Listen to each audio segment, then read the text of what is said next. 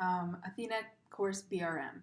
And this is going to be the third knowledge clip that I'm going to be making for you guys to kind of help you with your finishing up basically your group research project. So here I have the conclusion/discussion section of your project, which is going to be finishing up your research. And basically it's supposed to be the end of after you found all your results, shown your literature, how you actually did the study, all of that stuff. So let's just get started. With these bullet points, these are just basically taken straight from your description that you have for the project. So you have the summary of your findings, comparing the results of your analysis to previous literature, discussing the implications of your current findings for the theory, implications for practice, limitations, and then suggestions for future research. So you have a word count of 750 words.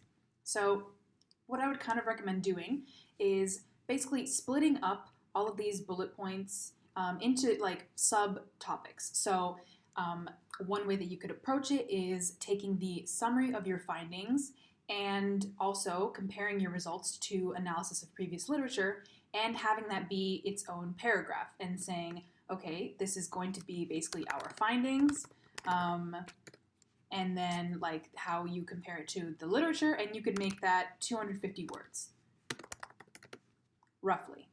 And then for this part, you can say, well, since these are both talking about implications, then you could say that this is about like implications, and then you can also make this 250 words. So this is just one way that you can approach this. You can definitely split it up any way that you would like, but I definitely recommend not having this just be one giant block of text because that's going to be very hard to read. So make sure that you have basically some sort of separation and transition between all of the concepts that they're asking you to address in the conclusion/discussion. So when you're doing a summary of your findings, make sure that you mainly address your hypotheses. I know that in the results section, you can actually, go more deeply into, your correlation matrix, the regression table, and the ANCOVA. But in this case, the summary of your findings should basically just be whether your hypotheses were supported or not. Make sure to address whether one was not supported, which ones were supported, and then you need to compare those results to previous literature. And you've kind of already done this step in your literature review, which you had to have prepared before you actually started analyzing your data. And so based on this previous literature, you can use those past studies. Say, for example, if you found in your data that in your regression analysis, you found that conscientiousness was related to job performance, and you found that to be significant. So, therefore, you can support that specific hypothesis from the beginning of your research, and then now say, well, based on past studies which have also found the same thing, we now, in our study, found a similar result to those previous authors or previous researchers. So you can basically kind of do that with the findings that you found,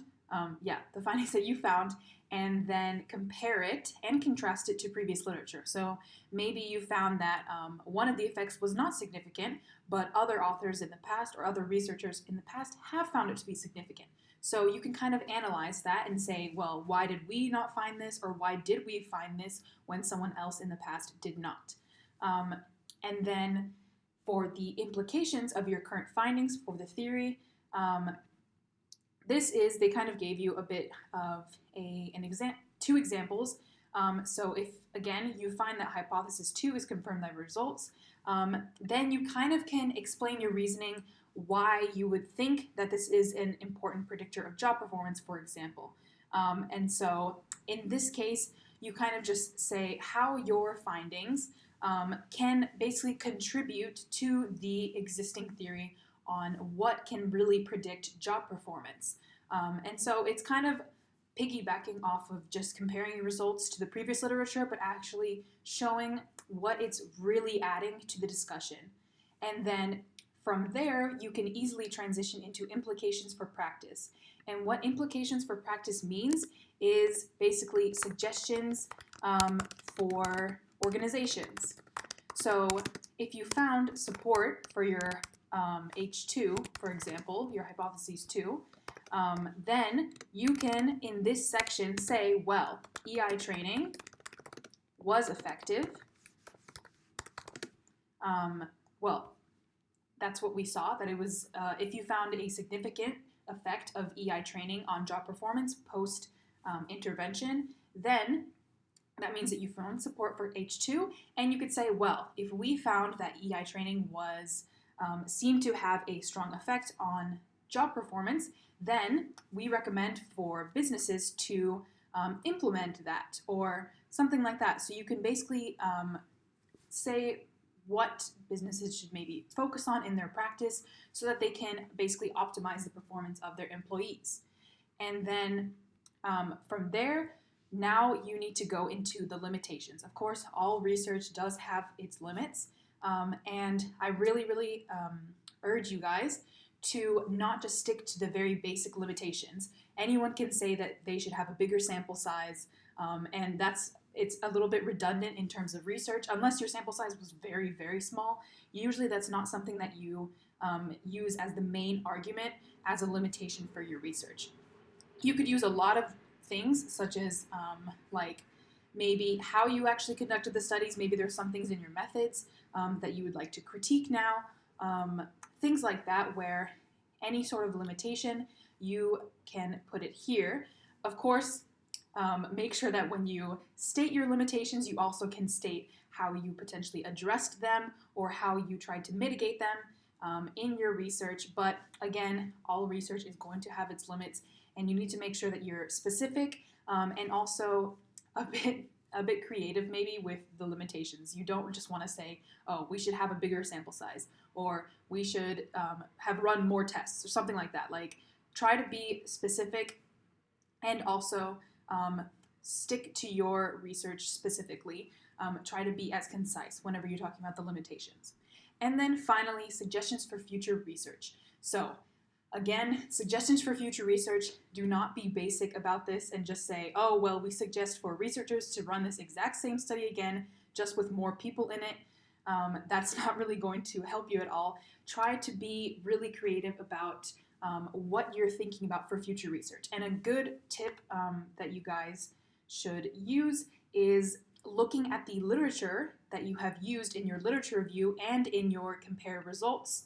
And in those articles, usually in their discussion and or conclusion, if there are different sections for a lot of articles they are, but if you look at their conclusion or the end of their discussion, usually they say what they recommend themselves for future studies. And so you can kind of use some of those ideas and make it more applicable in terms of what you research specifically. So, of course, in terms of EI training, there's not that much literature about the effects specifically of EI training on job performance. So maybe you could take that and use it and go at it from a different angle. And again, try to be specific in what you would yourself as a researcher like to see in the future. And also it's important to basically say, well, again, our research was mainly doing this, but what would you wish you could have done either better, or what else would you have liked to test? Anything like that. Like, really try to be creative with your suggestions for future researchers. Honestly, like, there's a lot of different options, but again, please do not just say, oh, same study but more samples, or same study but better measurements. Like, those types of things of like, no duh. Every single time we want to have research, we want to have the best measurements or the most people. Like, that type of stuff is always a given. Try to bring something new, basically. And again, remember that this is 750 words, so try to be as concise in all of this as possible, and don't waste word count just trying to sound fancy. Like, really make sure that you answer all these questions, get really to the point, very clear, concise, and make sure that you split it up into multiple paragraphs so that it's not one giant block of text, all of your discussion, because again, that's going to be really difficult for your tutor to read. So if you guys have any questions about the conclusion/discussion section, just feel free to message me. But again, I really hope that this video was helpful. And yeah, good luck, you guys, with your research assignments.